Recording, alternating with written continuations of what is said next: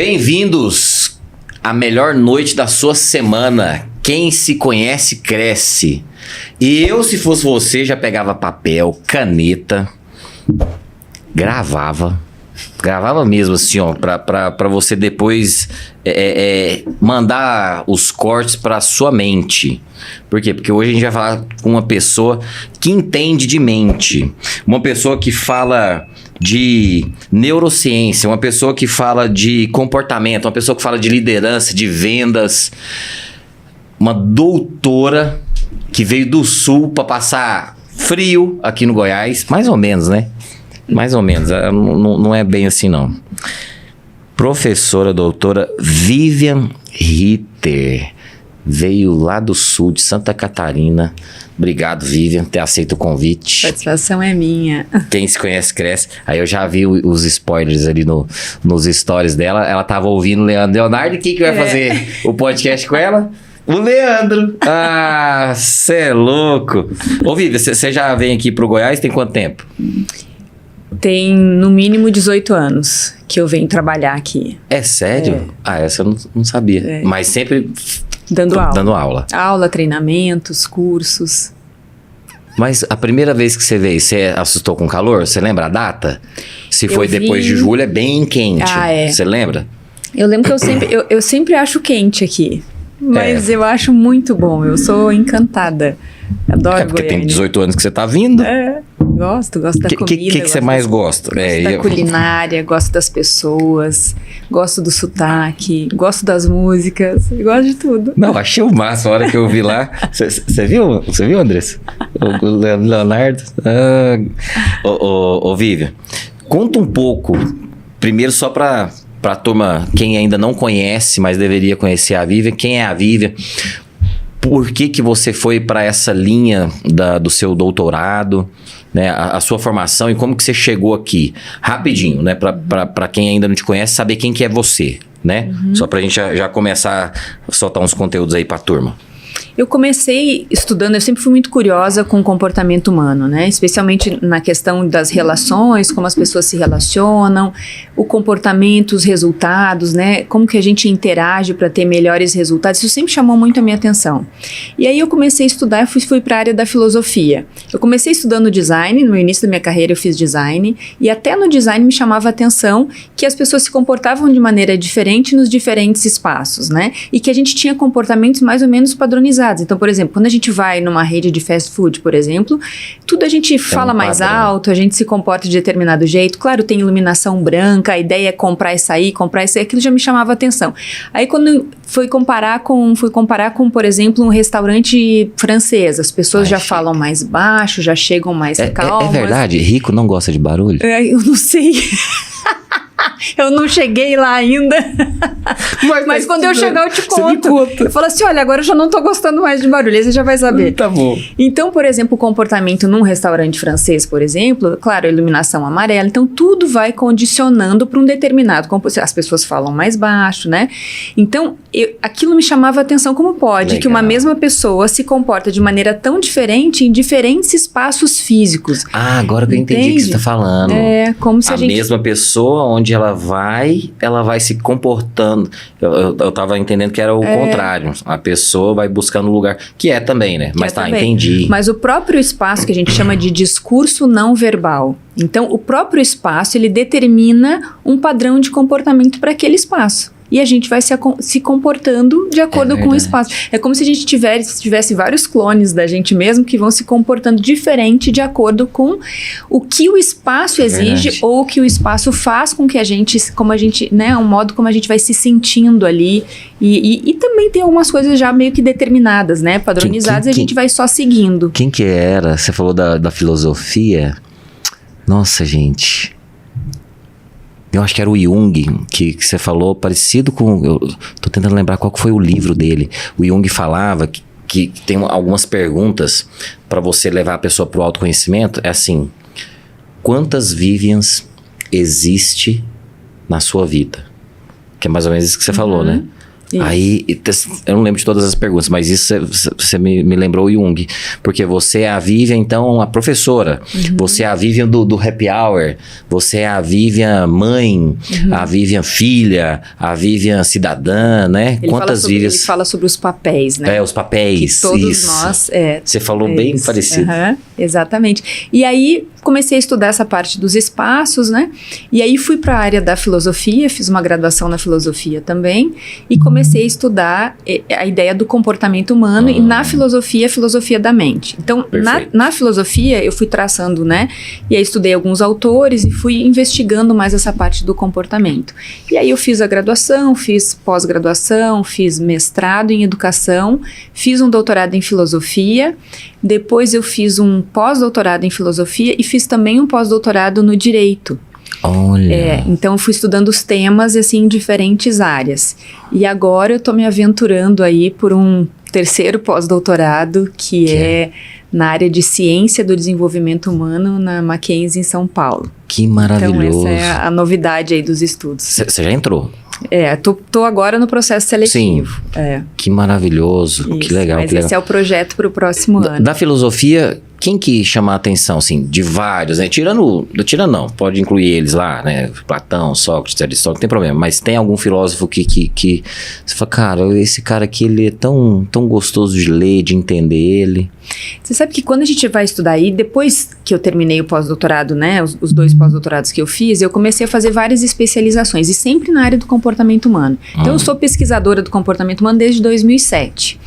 E aí, eu fiz uma especialização em neurociência, comportamento e desempenho, fiz um MBA em liderança estratégica, né, gestão de equipes de alta performance, fiz todas as certificações em inteligência emocional, gestão de conflitos, relacionamentos interpessoais, né, os tipos psicológicos que também são do Jung, essas ferramentas, e aí comecei a estudar toda essa parte mais a fundo, né?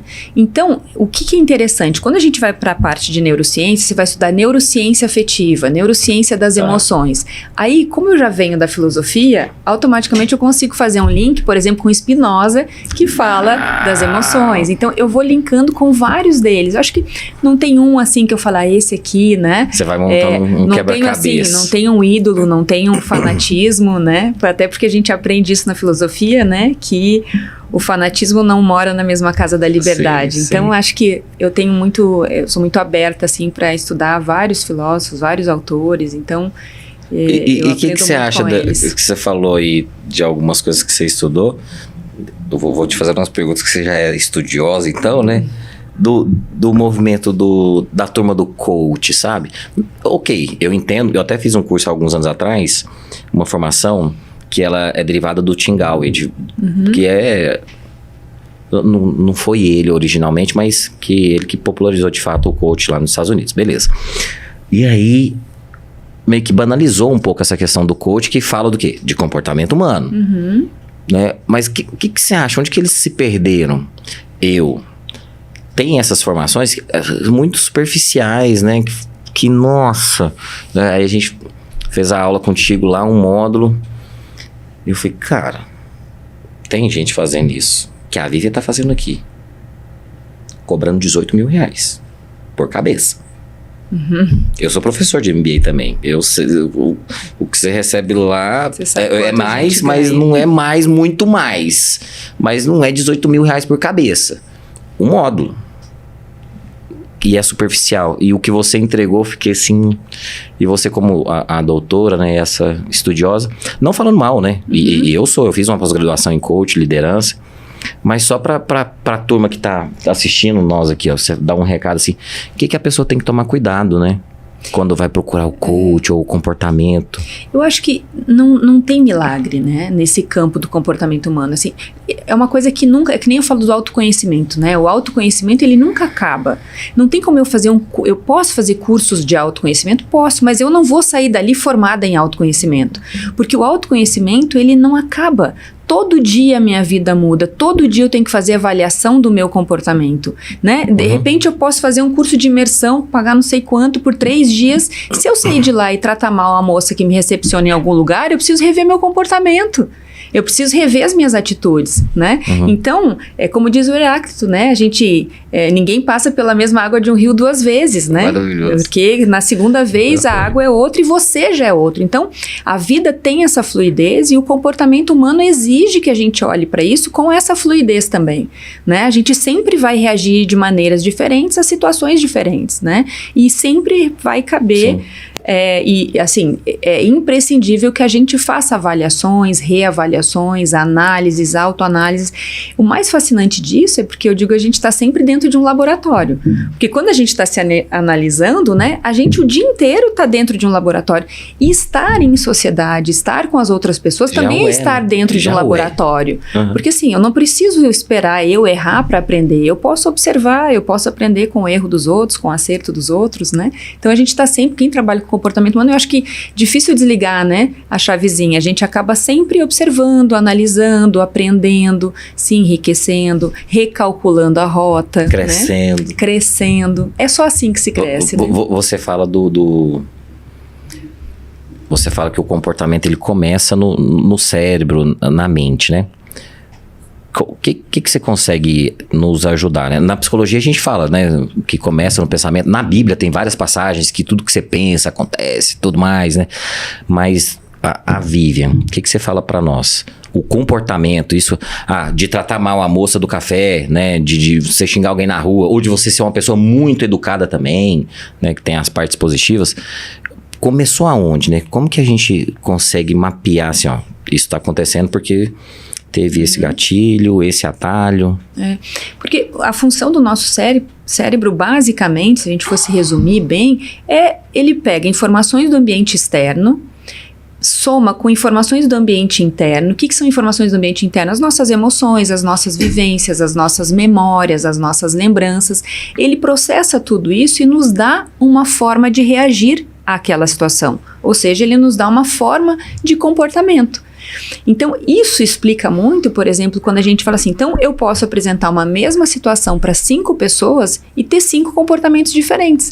Porque a função dele ele vai pegar a mesma situação externa, a mesma situação, a mesma pessoa, o mesmo espaço físico, né, a mesma fala, ele apresenta para 5 pessoas, só que o cérebro vai fazer o quê? Ele vai pegar essas informações externas, mas ele vai olhar as informações internas em cada uma dessas 5 pessoas. Ele vai processar isso e vai dar uma forma de reagir. Faz o seu filtro. Então, eu tenho uma mesma situação, 5 pessoas diferentes e 5 comportamentos diferentes, entende? Porque ele nunca deixa de analisar tudo aquilo que a gente traz como bagagem, né?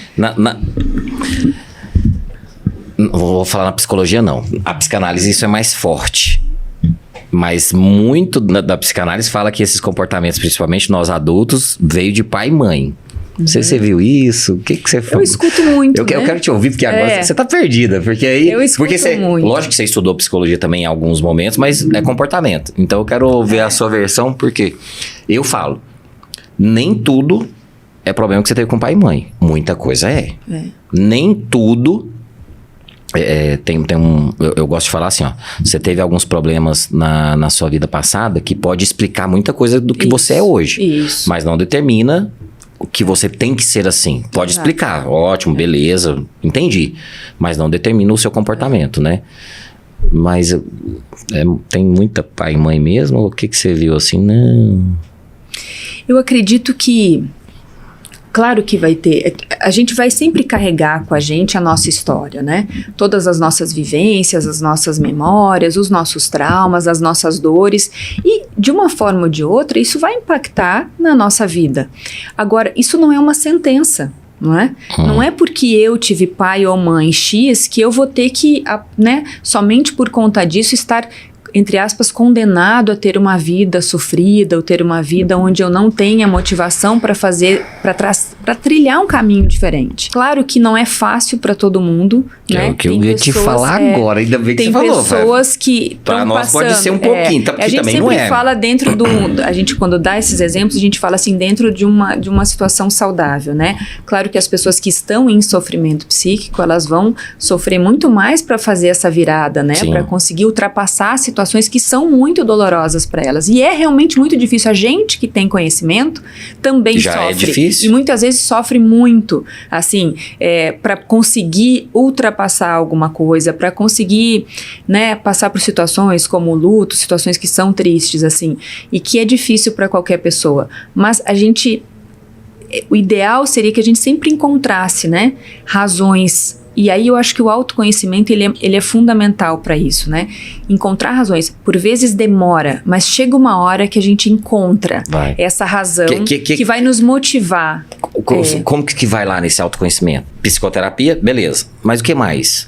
Porque também nem tudo é só psicoterapia. Pode ser alguma questão de problema químico, né? Pode. Mas o que você fala assim? Por isso que eu digo sempre, né? Quando a gente está falando ali dos neurotransmissores, endorfina, serotonina, ocitocina, a gente quando vai no médico e ele vai dar um medicamento para uma pessoa que está, por exemplo, depressiva, ele nunca fala, toma esse remédio aqui e pronto. Ele diz, toma esse remédio, mas não esquece, faz atividade física, tem uma rede de apoio para liberar a ocitocina, né? Tenta fazer atividades que vão liberar endorfina, porque eu preciso ter a liberação dos neurotransmissores para eles ali na fenda sináptica serem captados. Então, o que um remédio sintético faz? É como se ele abrisse as portinhas para que esses neurotransmissores entrassem e que você tivesse a sensação de bem-estar.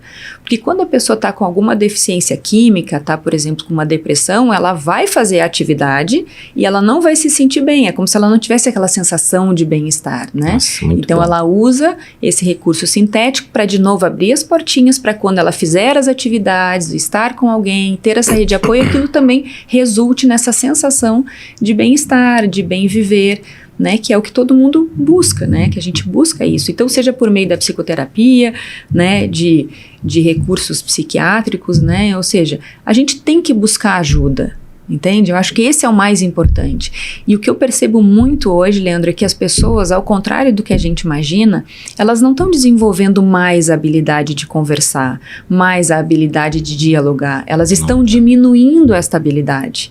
E isso acontece basicamente, na minha percepção, por conta dessas questões do digital. Então, o digital, ele faz com que ele te oferece uma vida completamente sob medida. Porque se eu gosto de moto, o algoritmo me dá moto. Se eu gosto de moda, o algoritmo me dá moda. Fala só o que você quer ouvir. Ele monta uma vida completamente sob medida para mim. E outra, eu não converso com quem eu não quero. Posso silenciar, eu posso não aceitar, não é? Eu posso resolver um conflito restringindo, pode seguir silenciando. O amigo, pode não seguir o amigo. Ou seja, ela é completamente sob medida para mim, porque eu falo com quem eu quero. Se a pessoa falar alguma coisa que eu não quero, eu bloqueio ela, eu excluo ela, eu deleto ela, eu restringo ela, eu silencio ela. Ou seja, evita o conflito? Eu tenho no digital uma série de recursos para me manter nessa vida sob medida, para mim, que é a vida que tem só o que eu quero. Só que o que acontece? Quando eu saio do digital e eu vou para o mundo real e eu vou para o presencial, nos primeiros 2 minutos eu já topei com um chato, que eu não tive como silenciar ele, entende? Eu já tenho um conflito aqui para resolver e eu não tenho mais ferramentas, eu não tenho mais argumentos. A gente percebe hoje, por incrível que pareça, deficiência no vocabulário. As pessoas querem falar e elas têm dificuldade, deficiência vocabular, para encontrar palavras para explicar, para encontrar jeitos de resolver esse conflito. A escrita, né, Vivian? A escrita.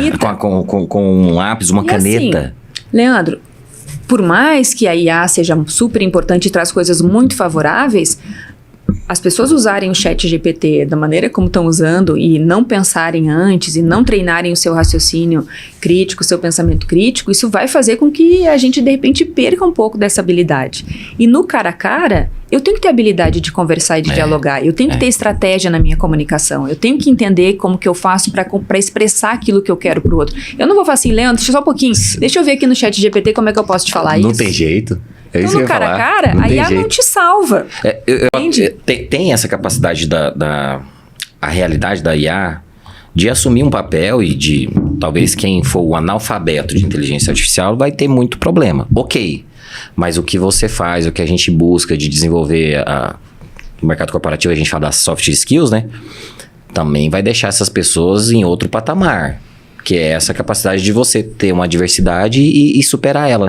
Principalmente era Marshall, né? O cara da CNV, de comunicação não violenta. É Marshall? O Marshall lá falava dessa capacidade de você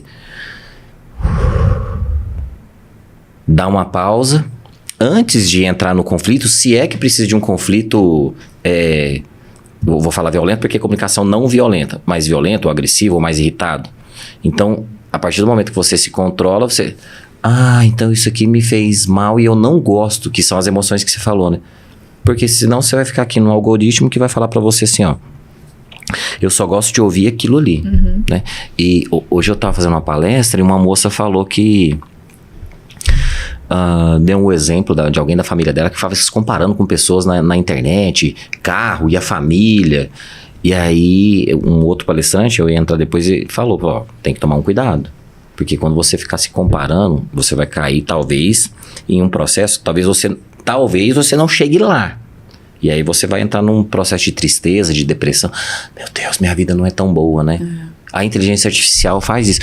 Hoje você usa, mas para quem usa, o que você dá de orientação para falar assim, olha,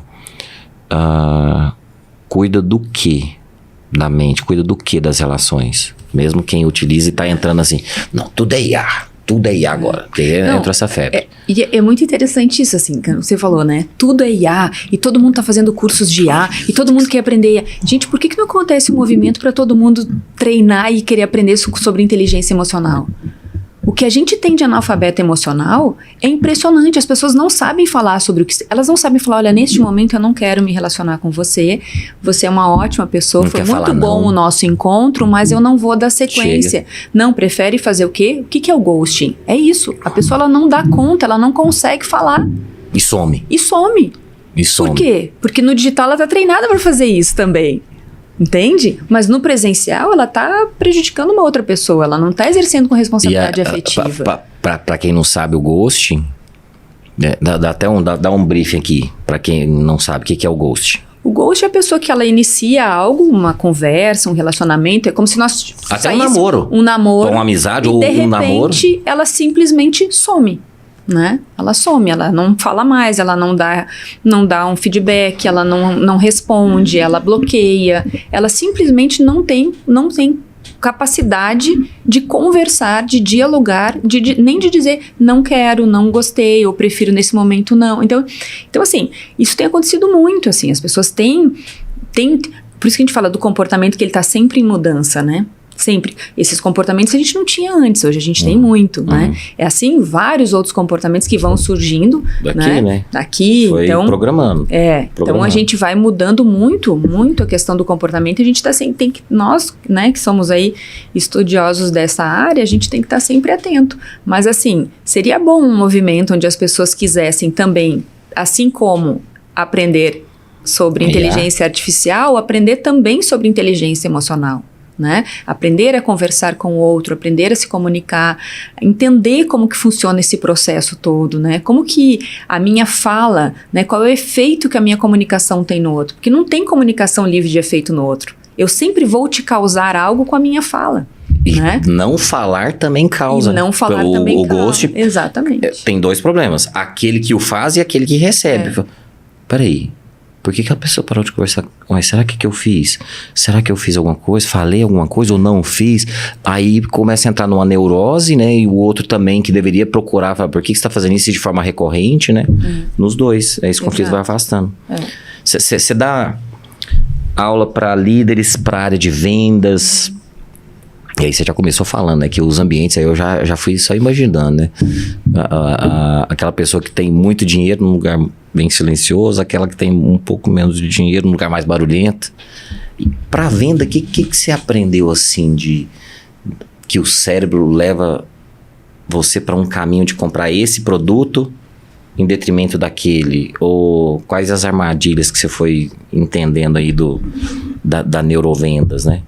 A gente tem vários caminhos, né? Tem os vieses cognitivos, tem os gatilhos mentais, tem os atalhos mentais, né? A heurística. Então, tem vários elementos. Mas eu digo assim, existem coisas no processo de venda que muitas vezes as pessoas não se dão conta. E não é só no processo de venda, né? Na comunicação, de um modo geral, na relação com... Porque o que é a venda? É a minha relação com o outro, é o meu poder de influenciar o outro. O que é liderança? Nada mais é do que isso também.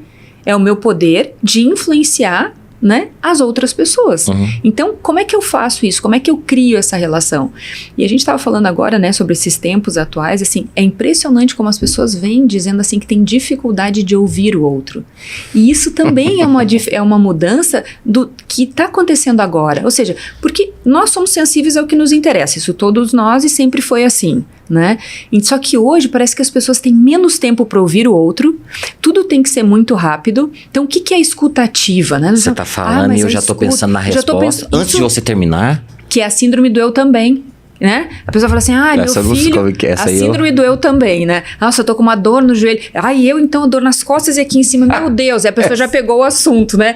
Meu filho é péssimo em matemática. O meu, então, história e geografia, nem me fala disso, que tive na escola semana passada. Já pegou o assunto do outro, né? Síndrome do eu também, peraí. Tudo, a pessoa fala alguma coisa, eu também. Né? Eu também tenho, e aí a pessoa já pega, fala pra ela, e a pessoa que começou a falar, ela não tem oportunidade de continuar, entende? Então a escuta ativa, e é muito interessante a expressão, porque a escuta normalmente a gente acha que uma escuta se faz quieto, sem movimento, e a escuta ativa, ela é ativa, ela tem movimento. Aí eu falo assim, e aí, como foi? Mesmo? Me conta. Então eu tô ativa durante um processo de escuta. E presente, né? Presente. Vivian? Então assim, seja para liderança, seja para o processo de venda, quanto mais eu escuto o outro, mais condições eu tenho de perceber, porque nós demonstramos, né, as nossas preferências por meio da nossa fala, por meio do nosso comportamento. Quanto mais eu escuto o outro, mais oportunidade eu tenho de pegar temas que eu vou poder usar estrategicamente no meu processo de venda, estrategicamente na liderança com a minha equipe, porque sempre vai ter alguém que vai falar mais de repente sobre fé, o outro vai falar mais sobre filhos. Então a gente já sabe que são temas que são sensíveis para o outro, que provavelmente quando nós tocarmos nesse assunto a gente vai ter mais conexão. Porque a gente está falando sobre um tema que é sensível para eles, entende? Então, se eu quero trazer a pessoa para perto de mim, e é isso que a neurociência explica muito, né? Assim, então, assim, dependendo da forma como eu interajo com o outro, eu posso ter do outro receptividade ou eu posso ter do outro reatividade. Então, é isso que a gente ensina muito em aula, né? Como que eu faço isso para que eu tenha na minha relação com o outro, seja isso num processo de venda, de comunicação, qualquer relação. Como que eu faço com a minha comunicação para que ela faça com que o outro esteja aberto e receptivo com a minha fala e não reativo, né? Com o sistema de alerta ligado e tentando se defender. Eu não sei, assim, a indústria de filmes, do marketing, utiliza muito. Nas últimas semanas, nos últimos meses, tem vários, mas 2 casos que eu fico olhando, e aí eu gosto de ficar pensando, gente, por que fez isso, né? Teve aquele comercial, aquela propaganda lá das Havaianas, e um tipo de comportamento que, certeza que foi intencional. E outro que está surgindo agora, principalmente o movimento da CIMED, não só o Adib, que é o dono, mostrando a cara demais, e vai lançar produtos da área de profissionais de musculação e tudo mais, só que eles entraram com como chama? O Toguro, que ele fez uma bebida, é uma água com sabor energético. E aí a CIMED tá entrando. Então, eu penso assim, aí tem as Havaianas e a equipe de marketing utilizando tudo isso que é esse comportamento, neuromarketing, neurovendas. Vamos fazer essa propaganda desse jeito sim. O pessoal não vai gostar, direita, esquerda. Cara, eles sabiam disso. E o cara da CIMED, bilionário, pega um cara lá da área do meio fitness com um negócio que não é energético, mas tem um sabor e tudo, e entrou para vender mais. Aí eu fico pensando assim, cara, como que eles chegaram nessa conclusão? Para vender para quem, né? Mas para fazer qual movimento? E aí eu fico pensando que aí a gente tá aqui falando dos dois, fazendo uma propaganda ainda dos dois, sem receber os royalties nossos também. E tudo isso era intencional. Você tá precisando entrar nessas grandes empresas, tá, doutora? Pois é. Né? Vocês já podem chamar a Vivian para fazer uma agenda com vocês para vender mais, tá? Ô, Vivian, você tem aqui um arcabouço de de formações. E aí eu fiquei pensando assim, cara, eu vou sugar a Vivian mais ainda do que a gente fez a aula lá contigo. A liderança tem um processo de influenciar e de engajar. Liderança para liderar e liderança de gestão. Tem os números, né? Mas que tiver alguém que é líder e estiver assistindo a gente, ou aquele que ainda não é líder e fica querendo entender qual que é essa diferença da pessoa que é engajada. E eu gosto muito dessa palavra que você fala muito também, e não falar motivação, porque a motivação tem outras questões e tudo mais. Mas como que você engaja a pessoa? Como que você consegue engajar a pessoa para fazer um movimento, para trabalhar em equipe? Você fala um pouco disso. Aí eu falei, gente, ela vai dar um norte para nós aqui. O líder, ele é o exemplo, né? Isso a gente vê até na neurociência, né? Nós tendemos a imitar o comportamento de quem a gente admira. Então, por exemplo, esse imitar o comportamento de quem a gente admira, e sempre em duas variáveis diferentes. A primeira, pessoas que a gente tem uma relação afetiva, e a gente muitas vezes imita um comportamento e de repente começa um relacionamento. Quando você vê, você está caminhando igual a pessoa, está falando uma frase que a pessoa costuma falar, você meio que imita o comportamento de quem você tem uma relação afetiva e que você admira. Ou pessoas que têm uma posição hierárquica superior a você e que você admira. Então, são essas duas variáveis que a gente tem em relação a essa ideia de copiar comportamentos. Então, o líder, ele tem esse potencial. É a mesma coisa, o cara vai cobrar engajamento, motivação, e ele é aquele líder que fala assim, e aí galera, vamos lá? Pra cima, né? Todo mundo, entendi. Vamos lá. Tá. Então, ele mesmo não revela a partir da sua comunicação corporal e verbal, né? Ele já demonstra que ele não tem essas competências que ele está exigindo. Então, isso soa como uma incoerência para a equipe. A equipe tem que ver que ele sabe fazer, que ele tem que estar mais engajado do que a equipe, entende? Entendi. Ele tem que estar mais motivado do que eles. Ele tem que mostrar que aquilo faz sentido, que aquilo vale a pena, que aquilo é importante, que tem que entregar no prazo, que a gente vai ter que bater essa meta e tal. Ele tem que estar vivendo isso, entende? Então, o líder, ele não funciona, não existe o líder que... Ele acha que ele exerce a liderança, mas muitas vezes ele não se dá conta que ele depende de 3 elementos. Ele pode ser líder, mas se ele não for visto pelos liderados como líder, ele não vai exercer a liderança. Porque muitas vezes o coleguinha que está lá no grupo paralelo do WhatsApp é mais líder do que ele. Porque as pessoas da equipe seguem mais o coleguinha do que o próprio líder. Entende? Então não é simplesmente eu estar no cargo de líder. É só a cadeira. Não é. Não é. Entendi. Ele tem que ser visto como líder, ele tem que ter as pessoas seguindo o que ele fala, entendendo que aquilo é importante, e ele tem que ter, obviamente, também uma situação que favoreça ele exercer essa liderança. Então, a liderança, ela está no meio disso. Então, eu tenho o líder, eu tenho os liderados, eu tenho uma situação, recursos ali para eu poder exercer esse trabalho, e essa interseção do meio é que é a liderança. Se eu não tenho essas partes todas, eu não exerço a liderança. Quebrou uma, não tem. Se você não é visto pelos seus liderados como líder, você já não está exercendo a liderança. Não é? Eu penso muito nessa questão do líder, que tem o papel de influenciar e os exemplos, né? Tanto para o bem quanto para o mal. Aí eu fico pensando assim, qual que é a chave, gente, da liderança, da pessoa que vai lá, que entrega, né? Você que estuda muito a neurociência, você ainda fala tudo bem que começou lá, né? Mas você acha que a gente já pode deixar em desuso, ou a gente ainda tem que dar uma credibilidade para aquela divisão do cérebro trino, que inclusive explica algumas coisas da dispersão no nosso organismo de alguns hormônios, né? Do reptiliano, do sistema límbico, do neocórtex. Eu lembrei isso aqui agora. Falei, gente, deixa eu ver aqui com a Vivian. Por quê? Aquele líder que muitas vezes dá um feedback muito agressivo sempre libera muito o quê? Cortisol. E aí a pessoa vai ficar... reativa. E fechada. Ela não vai exercer aquilo. Corre ou ataca. Reptiliano.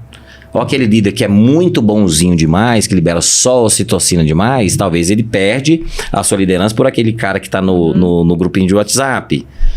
Aí eu fiquei pensando assim, você ainda dá alguns exemplos? Isso eu não vi você falando. Ou você já Não, já tem muita coisa, né? A gente não divide mais assim em partes, né? Às vezes as pessoas falam assim, o lado esquerdo do cérebro é emoção, o lado direito é... Então a gente não usa mais isso, não divide mais nessas partes de reptiliano, né? Essas partes todas assim do trino, também não utiliza mais isso. O que a gente fala muito hoje é na conexão, né? Conectividade. Então, por exemplo, até quando a gente fala de tomada de decisão, a gente sabe hoje que não existe tomada de decisão 100% racional. Toda tomada de decisão, ela tem influência das emoções. Então, as emoções, elas estão conectadas. Toda tomada de decisão, todas as tuas escolhas têm influência das tuas emoções. Mas do que já veio ou do que está acontecendo ali? Ou depende? Eu não entendi. Você pode ter uma influência do que está acontecendo agora, uma emoção que é desencadeada no ato de uma tomada de decisão. Então, vamos lá. Estou comprando um carro numa concessionária, um carro 0 km. Estou lá para comprar o carro, de repente está o vendedor me mostrando como é que funciona aquele display para eu conectar as coisas, para eu ver lá, botar os aplicativos e tal. De repente, puf, explode aquele display. Eu falo, como é? Estou comprando um carro 0 km, né? Carro novo e explode. Naquele momento, eu tive uma emoção. Primeiro eu fiquei surpresa, fiquei assustada com aquilo. Frustrada também? Frustrada. Né? Eu falei assim, não, eu não vou comprar esse carro. Então isso é uma emoção que aconteceu no ato, a gente chama de emoção imediata. Agora eu posso ter um outro tipo de emoção que vai influenciar a minha tomada de decisão, que é uma emoção que está lá na minha memória. Todo mundo lembra que alguém na família ou alguém dos amigos já falou em algum momento da vida, assim, nunca compra um carro da marca X, senão você vai viver na oficina. Tu já lembrou da marca, a gente não vai falar. Mas todo mundo tem. Que eu lembrei. Viu? Eu só não vou falar, sabe por quê? Porque eu fiz um test drive nessa máquina semana passada e eu gostei tanto do carro. Então, e essas pessoas que nos falaram isso em algum momento, isso pode ter acontecido há 10 anos, há 5 anos, há 20 anos e até hoje isso influenciar nas nossas tomadas de decisão. Aí são os vieses inconscientes? Ou não? Ou é outra coisa? São as influências das nossas emoções na tomada de decisão, né? E a gente tem 5 elementos que influenciam diretamente, por isso que a gente nem fala mais só em neurociência das emoções, mas a gente fala em neurociência afetiva, porque são 5 elementos que influenciam. Eu tenho as emoções que me influenciam na tomada de decisão, eu tenho sentimentos que influenciam na minha tomada de decisão, os meus humores. Quando a gente tá bem humorado ou mal-humorado, a gente não decide diferente? Decide, né? As nossas paixões, e não é só no sentido amoroso. Por exemplo, eu posso ser torcedora de um time que vai jogar no Peru e eu compro uma passagem e me endivido por conta disso. Eu tô agindo, tô tomando uma decisão por conta dessa paixão pelo futebol. E os meus afetos. Então, esses 5 elementos interferem diretamente na nossa tomada de decisão, né? Então, as emoções... É muito interessante estudar sobre as emoções porque a gente começa a entender que elas estão no cerne da nossa reatividade corporal. Por isso que o Spinoza, voltando lá para a filosofia, ele diz o seguinte: a nossa vida é o tempo todo assim, ó, emoções, tristezas e alegrias, bons e maus encontros. Tem pessoas que a gente encontra que a gente fala assim, nossa, que coisa boa ter encontrado essa pessoa, né? E tem pessoas que a gente fala assim, Deus me livre, não quero nunca mais ver. Então a vida é isso, bons e maus encontros, alegrias e tristezas, é isso que o Spinoza fala. Mas essa que você encontrou, não, termina, que é isso aí que eu queria. E aí ele diz o seguinte, que a alegria e a tristeza, elas interferem diretamente na nossa potência de agir, potência de ação. Então, por exemplo, quando eu estou triste, eu tenho menos potência de agir. Tenho vontade de fazer menos coisas, eu fico mais quieta, eu já falo mais baixo, meu corpo fica mais, né? Então, ele vai interferindo na minha motivação também, no modo como eu me comporto. Quando a gente tá feliz, a gente parece que até cresce, né? Fica mais feliz, tá com vontade de dominar o mundo, faz isso, começa aquilo, outro, até então, fica assim, ó, potência de ação, né? Então, você tem mais energia, você tem mais motivação para fazer. Então, as emoções, elas estão muito no cerne da nossa reatividade corporal também, né? E importa muito, por que a gente reage, né? A reatividade corporal. Hoje a gente sabe, por exemplo, que uma noite mal dormida, por exemplo, ela é capaz de potencializar as nossas emoções. Não tem aquela brincadeira que o pessoal fala assim, chega no trabalho e fala, oi, tudo bem? Tudo bem o quê? Né? O bom dia para quem? Né? Então você fica mais reativo, com mais irritabilidade. Uma noite mal dormida prejudica o foco atencional, a capacidade de concentração, a produtividade. Por isso que se dá tanta importância hoje para temas como o sono, que nem se falava disso há um tempo atrás, sobre o exercício físico, sobre as redes de apoio, as relações, os relacionamentos positivos. Então tudo isso tem relação direta com a neurociência, né? Eu dei o livro para ela, mas eu tenho certeza que ela não leu. leu, tenho certeza absoluta. Comecei. Mas você não chegou no capítulo 4. Não. No capítulo 4 eu falo exatamente isso. A autoestima, né, na psicologia tem 3 grandes pilares, que é o que você acabou de falar agora. Se você estivesse falando ali, estou falando por isso. Mas são 3 coisas. Primeiro, o amor próprio, dessa questão de você se conhecer, gostar daquilo que você está vendo ou não e buscar cuidar do seu corpo, né? Fazer alguma coisa para você ficar bem contigo mesmo. Amor próprio. Segundo, rede de apoio, que você já falou aqui umas 10 vezes. Eu falei, cara, acho que ela não leu o livro, mas ela... Se a gente tivesse batido um papo antes, talvez até teria feito... A próxima edição eu vou fazer alguma coisa contigo. Amor próprio, rede de apoio e... Eu falo trabalho / produtividade, que é você fazer alguma coisa, né? Ser produtivo. Se sentir útil. Se sentir útil, né? Então, essas 3 coisinhas que você pode fazer no seu dia a dia te deixam uma pessoa nessa capacidade de você levantar o queixo, né? Só que volta no começo da nossa conversa que você falou, né? As emoções. E quando meu filho tava... Eu não lembro se era na 4ª, 5ª série. Chegou a lista de material e tinha um livro lá de inteligência emocional. Eu esqueci o nome. Não sei qual... Não era Lift, não lembro. E aí esse livro era sobre as emoções. Eu falei, oi? Que escola, hein? Falando das emoções. Uma escola particular, tudo, mas exatamente o que você falou, se a gente tivesse um ensino trazendo para as pessoas que as emoções e você controlando ou conhecendo elas, talvez você perde o controle em algum momento, né? Nossa, bateu o carro, vai xingar, vai ficar maluco, beleza. Mas se você soubesse dar um nome para as suas emoções, a gente já mudaria de patamar. A gente tem estudos que comprovam isso, que aprender a dar nome para as emoções melhoram os relacionamentos interpessoais. Mas, né? Nem... Como que é o filme lá, aquele desenho lá? O Divertidamente. Divertidamente. Nem no filme eles conseguiram falar todas. 5, depois veio mais um pouquinho, que tem uns que eu nem falo que é emoção, não gosto de falar que é, mas... É que nós não temos muito repertório emocional, que as crianças agora vão ter mais do que nós tivemos, porque na nossa época, porque elas estão treinando mais. A gente não tinha contato com as emoções. Hoje você vai numa escolinha, as crianças estão pintando. Carinha de cansado, carinha de alegre, carinha de triste. Então eles estão tendo mais contato com o que é emoção, como que são as reações emocionais que as pessoas têm no seu comportamento. Na nossa época não tinha isso. Era até feio falar sobre as emoções, né? A gente não tinha abertura. Triste porque para com isso. Quieto, quer nada. Era mais ou menos assim. Então, eu acho que, que eles estão tendo mais contato com isso é fato. Se isso vai fazer com que lidem melhor com as suas emoções e que tenham relacionamentos mais saudáveis, a gente também não tem como assegurar.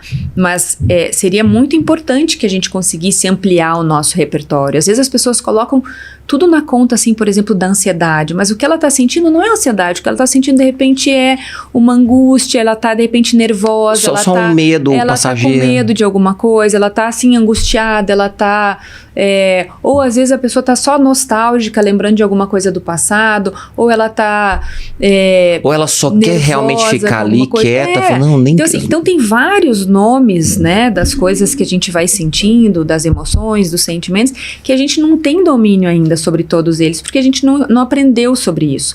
Mas o que os estudos mostram, tem 2 estudos que são muito legais de neurociência que comprovam. Primeiro, dar nome para as emoções ajuda a melhorar os relacionamentos interpessoais. O outro estudo, falar sobre as emoções diminui o sofrimento psíquico. Olha. Tá? Então, esses 2 estudos são muito importantes. Porque Freud já falava, né? A cura é pela fala. E ele dizia também que as emoções que não são expressas aparecem mais tarde de uma forma pior ainda. Ou seja, elas nunca morrem, né? E a gente sabe porque a gente já passou por isso, né? As coisas que a gente vai guardando, de repente, na hora que sai, parece que sai potencializado, uma avalanche, né? Então, ele já falava isso há quanto tempo atrás, né? Então, falar sobre o que a gente sente, e quando a gente vai voltar para pegar, por exemplo, uma ferramenta do EQI, da inteligência, que mede a inteligência emocional, um dos pontos e um dos primeiros pontos da inteligência emocional é consciência emocional. É eu saber o que eu estou sentindo, e o segundo ponto é eu ser capaz de falar sobre o que eu estou sentindo. E quando eu vou falar sobre o que eu estou sentindo, que não vai ser só na ordem do positivo, pode ter coisas que podem, né, que estejam desagradáveis para mim e eu tenha que falar, eu vou falar usando o quê? Recursos da comunicação não violenta, por exemplo. Né? Então, o Marshall é maravilhoso. Se a gente quiser fazer, por exemplo assim, o que é mais importante para a gente gravar da comunicação não violenta? Não adjetivar. Porque no momento que eu adjetivo, o outro aciona como alerta, como ameaça, e ele vai reagir. Entende? Se eu já assim, você é um relaxado, chega sempre atrasado. Não, aí eu estou adjetivando. Nesta hora, eu já acionei nele a ameaça e o alerta, ele já vai estar reativo porque eu estou dizendo. Muito bom. Primeiro que quando a gente aciona o alerta, né, o sistema de ameaça e tal, a gente já fica mais reativo, a gente já nem escuta o que o outro está dizendo. Quantas vezes a gente já se deu conta disso? A pessoa está falando, eu já parei de ouvir o que ele está dizendo há 30 minutos, né? Porque ali eu já desliguei e falei, não vou ouvir até o final, né? Vou te contar uma. Tava viajando com essa moça, aquilo ali pra mim foi tão maravilhoso, que a Andressa não é uma amiga, é uma irmã pra mim. E a gente fez várias viagens juntos, e aí a gente tava lá, nem lembro o que foi, nem lembro qual empresa que eu tava, sei lá. Aí a gente tava viajando, aí eu nem lembro o que a gente tava fazendo, tava em algum lugar lá no hotel, e aí eu falei alguma coisa, e aí... E a gente tem essa liberdade, né? Ela falou, nossa, seu grosso. Aí eu parei assim, eu falei, caraca. Porque eu sou meio diretão mesmo e tudo, né? Só que nem todo mundo é obrigado, e não é mesmo. Aí eu, opa, o que foi? Só que da mesma forma que você tem que falar disso, é interessante você ter o coração aberto para você receber um feedback. Você não sei o quê, né? Porque quando a gente recebe isso, por que será que essa pessoa tá falando isso, né? Pode ser que é verdade, pode ser que não, né? Mas tem as duas coisas, que você tá falando muito da gente conseguir falar. Mas se você olha pra mim e você me dá um toque, pô, Leandro, isso aqui eu acho que você podia dar uma melhorada, hein, cara? Mas o que ele diz, né, no livro, assim, ele orienta que a gente não adjetive, então eu não falaria você é um grosso, mas eu falaria, o modo como você fala comigo me deixa triste. Não, mas por isso que eu fiz o histórico, porque nós temos essa intimidade. Eu entendi. Se fosse talvez outra pessoa, deixa eu te falar, eu ia descer a mão, não brigar, mas eu ia falar, pô, tô falando assim mesmo, sei que não sei o que e tal, entendeu? Sim, mas o que a gente vê muito, e se a gente for trazer para os estudos da neurociência, é que na hora que a gente adjetiva, você vai acionar o seu mecanismo de defesa. E a tendência é que você responda reativamente. Né? Lá não foi porque pelo meu histórico, claro, psicólogo, sei o que lá, beleza, mas geralmente poderia, entendi você. Então, por exemplo, se a gente deixar já dava um choque. A gente deixar como uma dica para quem está assistindo não usar o adjetivo, né? Você pode falar sobre o efeito que a ação do outro causa em você, causa na equipe, causa na empresa, mas sem adjetivar o sujeito. Porque senão você vai trazer algo para o mundo pessoal. Ele tem os pilares, né? De você fazer o pedido, de você fazer a observação, falar o seu sentimento e pedir, né? Que é os pilares do Marshall. Eu lembrei agora, eu não lembro qual era o capítulo no livro de João, na Bíblia, tem aquela passagem que chega... Os fariseus vão trazer uma mulher adúltera, e Jesus estava lá, né, falando com um monte de gente, e aí eles trouxeram, e isso é comunicação não violenta, que eu aprendo muito pegando algumas coisas de Jesus. E aí eles falam para Jesus, na lei de Moisés, fala que ela tem que ser apedrejada, né, tem que ser expulsa, maltratada. E você? Os fariseus jogam essa bomba no colo de Jesus, né? E aí, nessa agressividade que você fala, né? E aí ele agachou e com o dedo começou a escrever na areia. Aí ficou um silêncio. E aí ele levanta. Aquele que não tem nenhum pecado, atire a primeira pedra nela. Aí um por um eles começaram a sair. E aí ele abaixou de novo e continuou escrevendo. Aí eu falei assim, cara, porque eu faço algumas aulas, algumas palestras sobre comunicação não violenta, até porque eu também tenho que melhorar muito isso também, demais. Já melhorei, mas ainda tem que melhorar muito. E eu falei, opa, que ele fez? Que o Marshall explica. Calma aí, dá uma desacelerada para depois você responder. Porque se você for na hora, né, você me fala alguma coisa que talvez eu não goste aqui de imediato e eu já te retruco e aí vai virar aquela bagunça. Baixa a bola, peraí, calma. Por que será que está acontecendo isso, né? Daí, tem várias outras passagens, né, mas essa que você falou aí agora eu lembrei, né? E até falando, o que é a fé para a neurociência? Você falou no começo, que eu ia até te falar isso, mas você já me explicou. Por que a turma vai para a igreja? Para a igreja, não a igreja de Jesus, que nem precisa ter parede.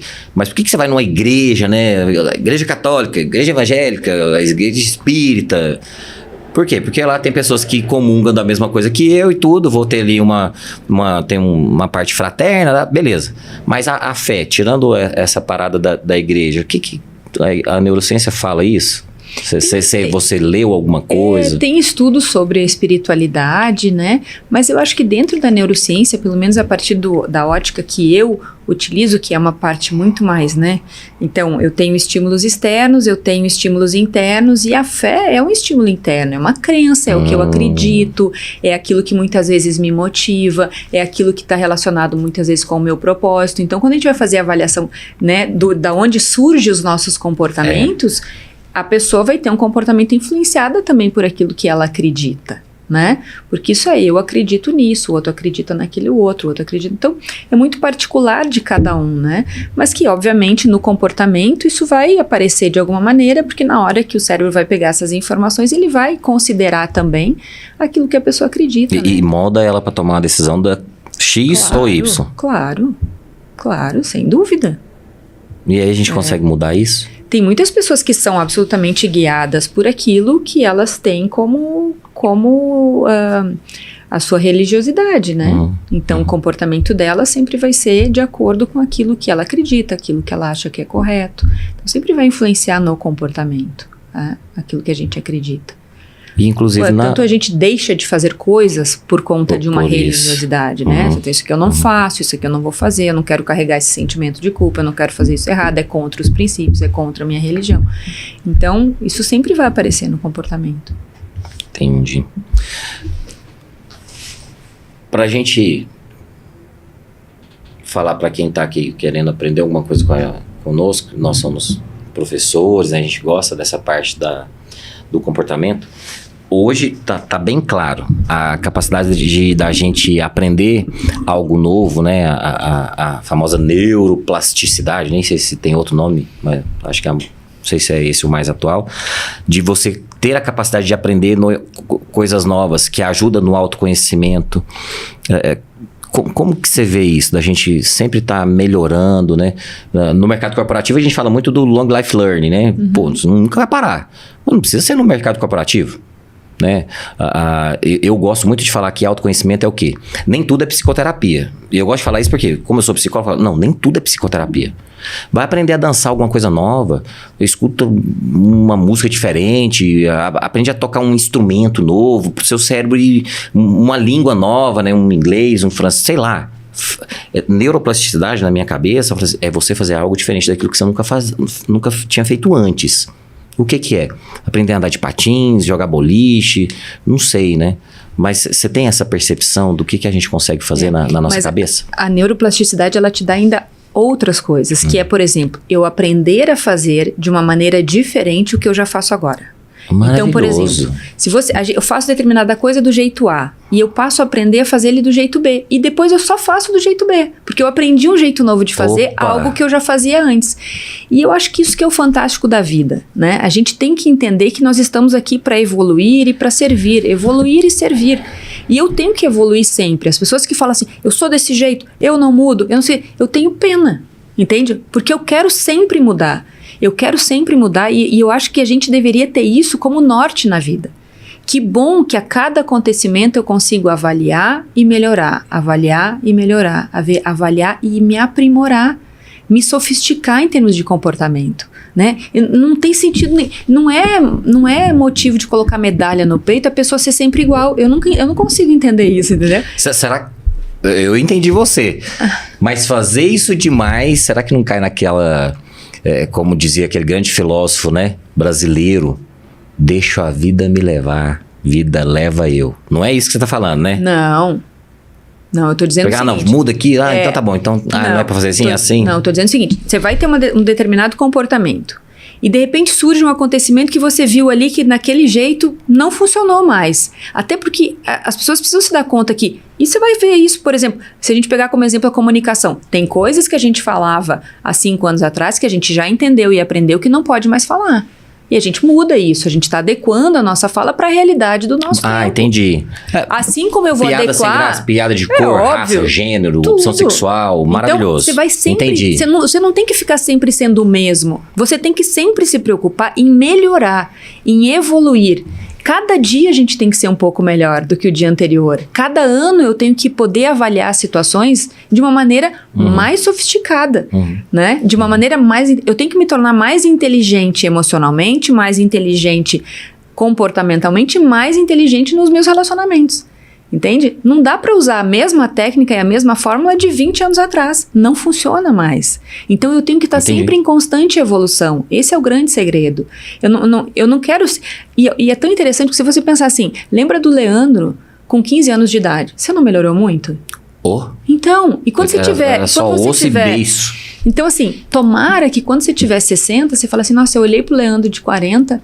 E eu vi o quanto eu tô melhor hoje, em termos de percepção de mundo, de tratamento com o outro, né? De progresso mesmo, de evolução da vida, o sentido de crescer, mas como que a gente populariza isso?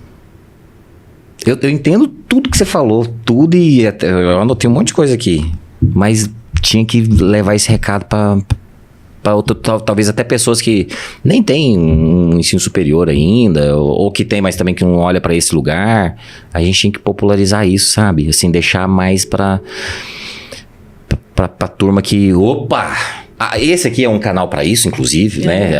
O meu objetivo, o meu grande propósito desse podcast foi isso. Foi isso. Cara, fazer um negócio assim, cara, o pessoal aqui também vai me ajudar. 1 milhão em 30 dias, é que você falou? Yes. 1 milhão de seguidores em 30 dias, ele fez um compromisso comigo, mas a gente tinha que conseguir passar mais, né? Você tem o seu livro, consegue colocar o livro dela aqui, Lari? Eu tenho o meu livro, você o seu livro, né? Que se a gente pegar, isso é a turma que... fala um pouco do seu livro, um pouco do... Já fala só o seu Instagram e fala um pouco do livro. O Instagram é Vivian Ritter _, o site vivianritter.com.br. No Instagram o Ritter é 2 T's também? É 2 T's. Vivian Ritter com 2 T's. 2 T's. Isso. Então esse livro assuma o entre parênteses, controle da sua vida, né? Porque, por exemplo, as pessoas entendem, né, que existe um modo de controlar suas emoções. A gente não controla as nossas emoções, as emoções são automáticas. O que a gente pode fazer é regular o volume com que ela se apresenta no comportamento. Aí você me quebra. Mas eu tô aqui pra isso. Aí você me quebra, porque toda palestra que eu vou, eu só falo que você controla a emoção. Não, peraí. É impossível controlar as emoções. Eu tava até, a gente ia falar de outra... Me ajuda agora, pelo amor de Deus. Como é que é? Então a gente não controla. Não. Então eu vou te falar o meu conceito, tá? Que eu evito falar inteligência emocional, porque eu não acredito que a emoção ela seja inteligente. Por quê? Tem hora que estudei 5 anos, fiz algumas pós-graduações, faço atendimento, um monte de gente, eu às vezes perco essa inteligência. Então seria o controle, cara. Eu posso controlar um pouco a minha raiva, posso controlar um pouco a minha tristeza. Então não é assim. Me ajuda. Até porque quando a gente sente que tá com raiva, a gente já sentiu a raiva. Quando eu falo assim, eu acho que eu tô ficando com raiva por causa desse assunto. Boa. Então a raiva já aconteceu. Então primeiro ela acontece, depois a gente interpreta que ela está acontecendo e a gente dá um nome para ela. Porque a emoção ela acontece no corpo. A emoção ela é fisiológica. É a mão suada, a boca seca, coração palpitando, pupila dilatada. Isso é emoção. Sentimento é como eu estou sentindo estas coisas que estão acontecendo no meu corpo e eu vou dando nome para isso, eu vou interpretando.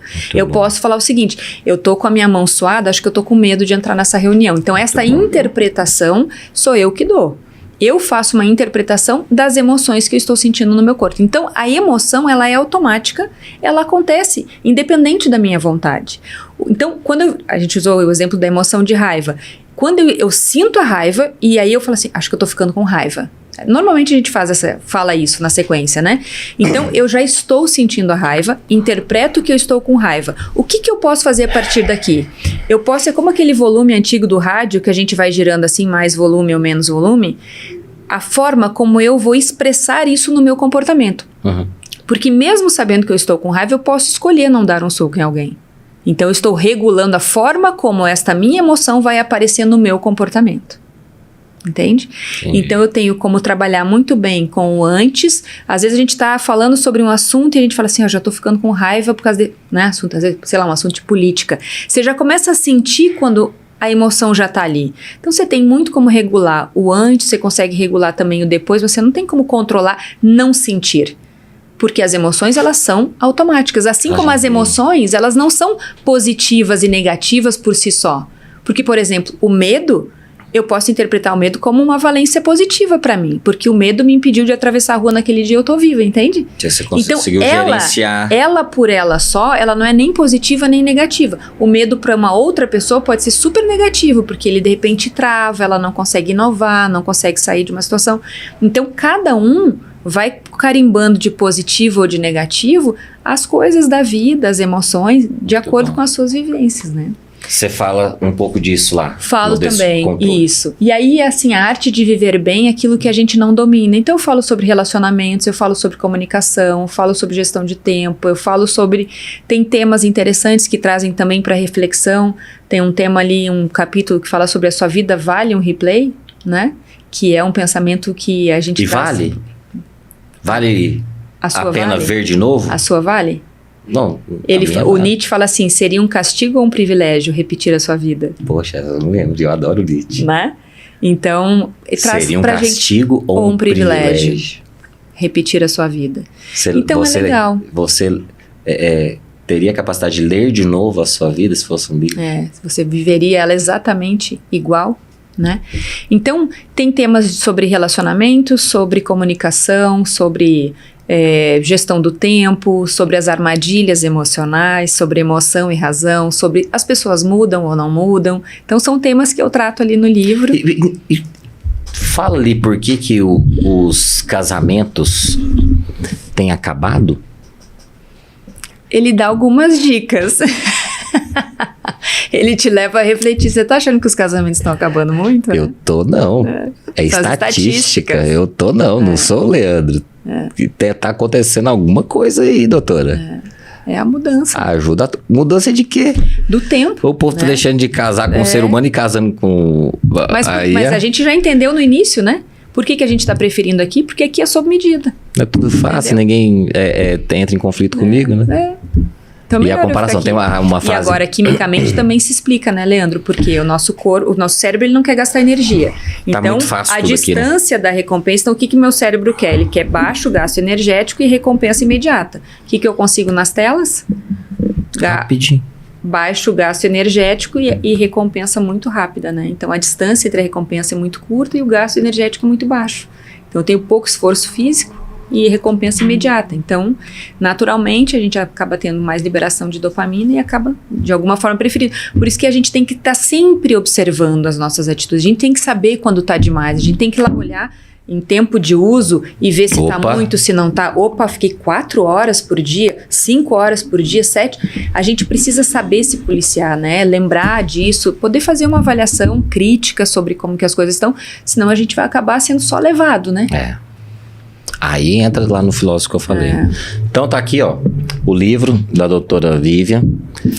Para comprar, você pode bater um papo com ela lá no Instagram dela, você vai falar com ela, ou no site dela, vivianritter.com.br, e aí já tá lá o link para você comprar o livro. E beleza? Ainda pode digitar lá no cupom Vivian10, que já vai ter 10% de desconto. Que legal, que massa. Então pronto, já adorei.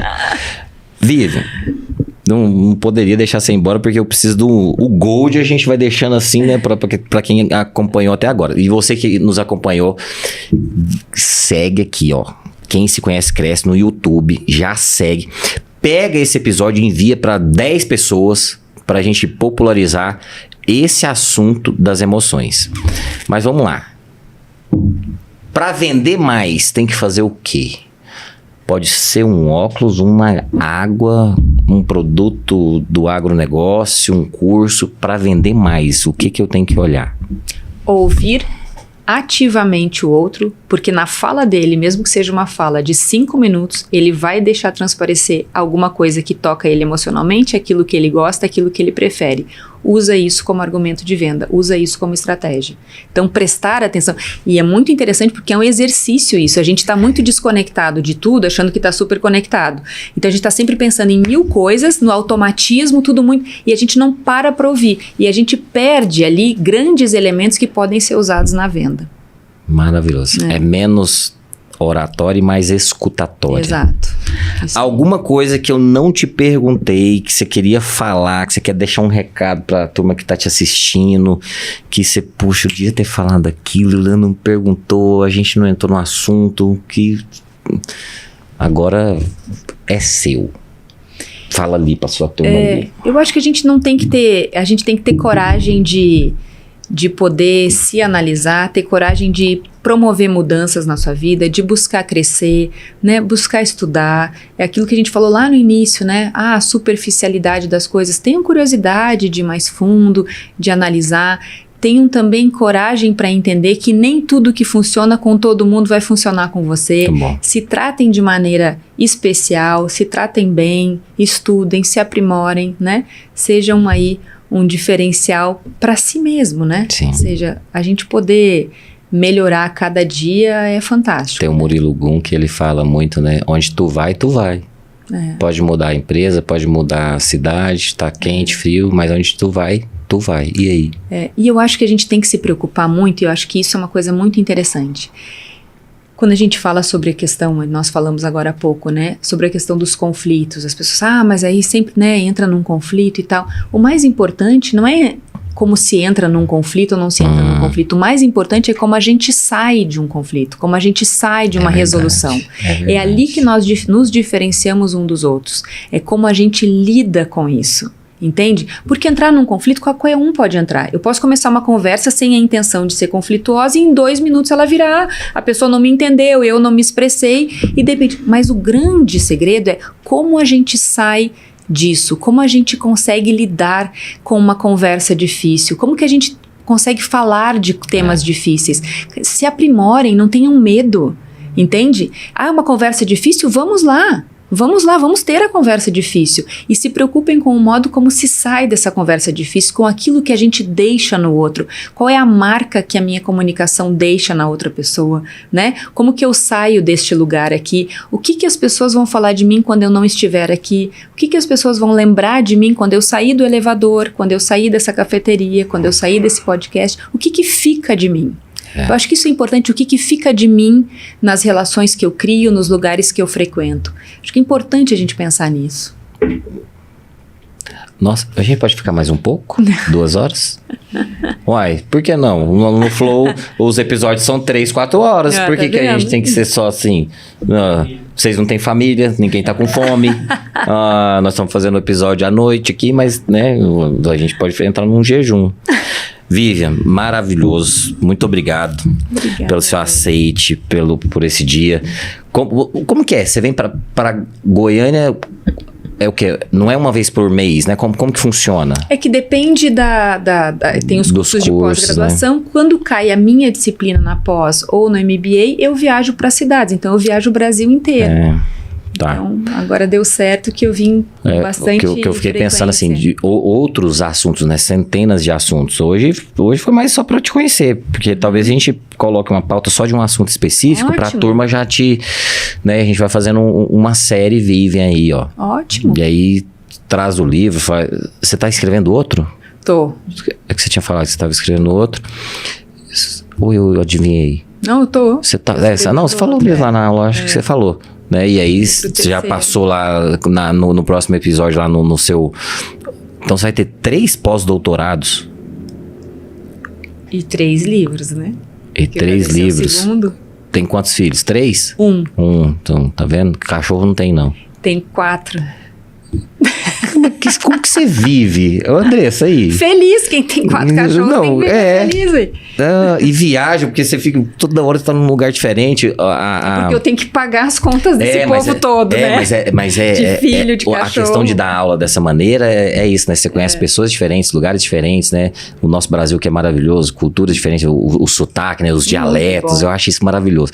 Você tá em constante aprendizado, né? Opa, agora só pra encerrar assim, você gosta de piqui? Gosto. Pô, você é maravilhosa. Não, eu gosto tanto que um dia eu tava comendo tanto que uma pessoa falou assim, você não pode comer demais. Aí eu falei, não, então tá. Já era. Porque eu já tava querendo comer muito. Aqui no Goiás a gente fala, é remoso, cuidado, é remoso. Obrigado. Obrigada, foi um prazer. De novo, você que ainda não segue a Vivian, como que é? Vivian Ritter _ Ritter com 2 T's, ok? E nós, lá no YouTube, joga pra essa aqui, lá pra ver a Vivian maravilhosa. Aí, YouTube, quem se conhece cresce. Muito obrigado, valeu!